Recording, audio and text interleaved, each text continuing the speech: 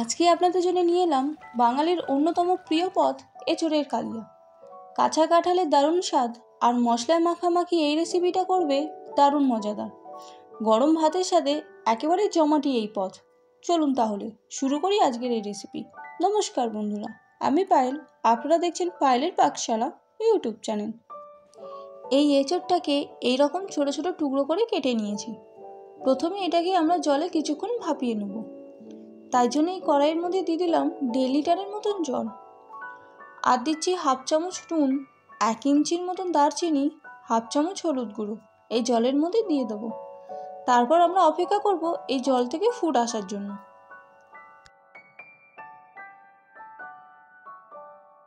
জল থেকে ফুট চলে এসছে। এবার এই জলের মধ্যে দিয়ে দেবো কেটে রাখা সেই এঁচোড়গুলো। তারপর এটাকে মিনিট 7 মতন এইভাবে ভাপিয়ে সেদ্ধ করে নেব।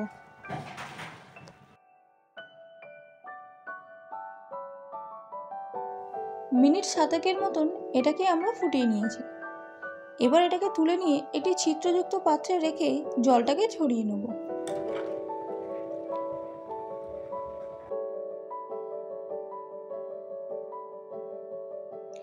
এবার এই কড়াইয়ের মধ্যে দিয়ে দিচ্ছি 150 গ্রামের মতন সর্ষের তেল, কারণ এঁচোড়গুলোকে প্রথমেই একটু তেলের মধ্যে সাঁতলে নেব।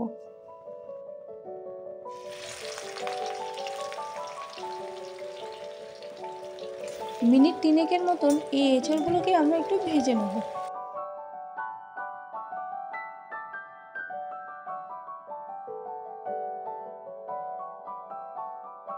মিনিট 3 মতন এই এঁচোড়গুলোকে আমরা ভেজে নিয়েছি এবং রঙও চেঞ্জ হয়ে গেছে।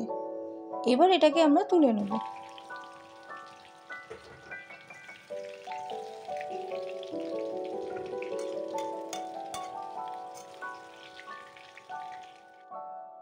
আবার এই কড়াইয়ের মধ্যে দিয়ে দেবো 2 চামচের মতন গাওয়া ঘি, আর ফোড়নের জন্য দিয়ে দেবো একটা তেজপাতা, 2টো শুকনো লঙ্কা ও গোটা গরম মশলা এবং 10-12 পিসের মতন কোয়া রসুন, যেটা দেওয়ার সময় আমার ক্যামেরা অফ হয়ে গেছিলো, তার জন্য আপনাদের কাছে ক্ষমা চাইছি।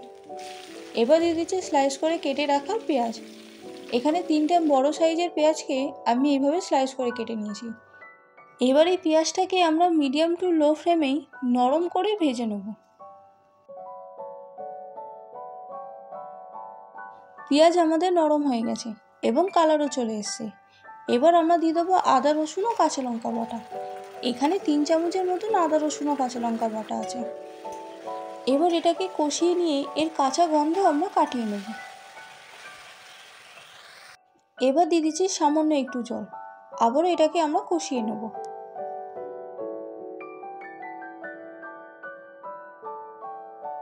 মশলার কাঁচা গন্ধ কেটে গেছে। এবার দিয়ে দিচ্ছি গুঁড়ো মশলা, 1 চামচ হলুদ গুঁড়ো, 1 চামচ জিরের গুঁড়ো, আর 1.5 চামচের মতন ধনের গুঁড়ো, ঝালের জন্য লাল লঙ্কার গুঁড়ো, আর রঙের জন্য কাশ্মীরি লঙ্কার গুঁড়ো।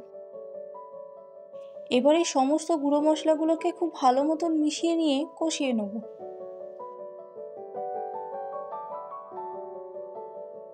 দিয়ে দিচ্ছি সামান্য একটু জল, আবারও এটাকে আমরা কষাতে থাকবো যতক্ষণ এ থেকে তেল ছেড়ে দেয়।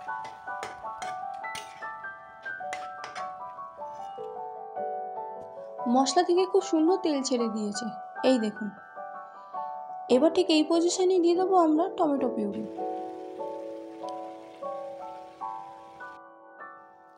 এই টমেটো পিউরিটাকেও আমরা খুব ভালো মতন মিশিয়ে নিয়ে কষিয়ে নেব। এই টমেটোর কাঁচা গন্ধটাকেও আমরা কাটিয়ে নেব।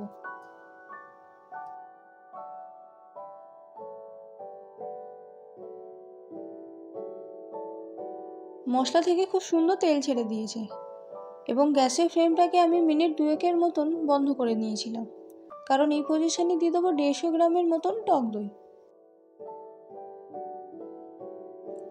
এবার গ্যাস জ্বালিয়ে এই দইটাকে আমরা মশলার সাথে ভালো মতন মিশিয়ে নিয়ে কষিয়ে নেব।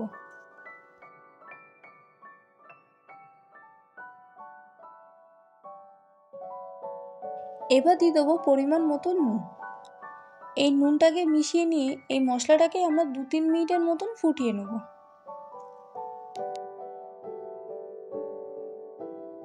মশলাটাকে 2-3 মিনিটের মতন ফুটিয়ে নিয়েছি।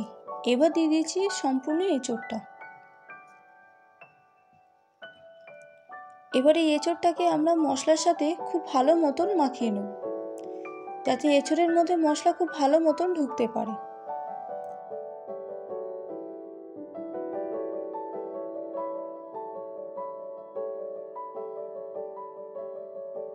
এবার দিয়ে দিচ্ছি গরম জল।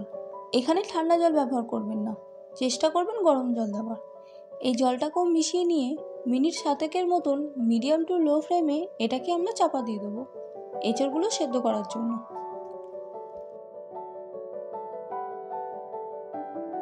ফিরে এলাম মিনিট 7 পর।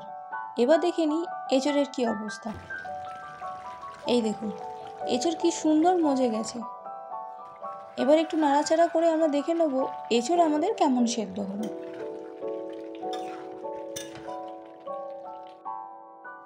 এই দেখুন এঁচড় আমাদের খুব সুন্দর সেদ্ধ হয়ে গেছে। এবার এর মধ্যে দিয়ে দেবো চিনি 1 চামচ আর হাফ চামচের মতন গরম মশলা গুঁড়ো। এই দুটো উপকরণকে খুব ভালো মতন আমরা মিশিয়ে নেব। এই দেখুন একদম রেস্টুরেন্ট স্টাইলের এঁচড়ের কালিয়া আমাদের রেডি। এটাকে গরম ভাতের সাথে পরিবেশন করলে এর স্বাদ হবে অসাধারণ। বাড়িতে নিশ্চিত ট্রাই করতে পারেন এই সুস্বাদু বাঙালি রান্না। আর ভিডিওটি কেমন লাগলো অবশ্যই জানিন। আবারও দেখা হবে আপনাদের সাথে অন্য কোনো রেসিপিতে। ততক্ষণের জন্য আসি, নমস্কার।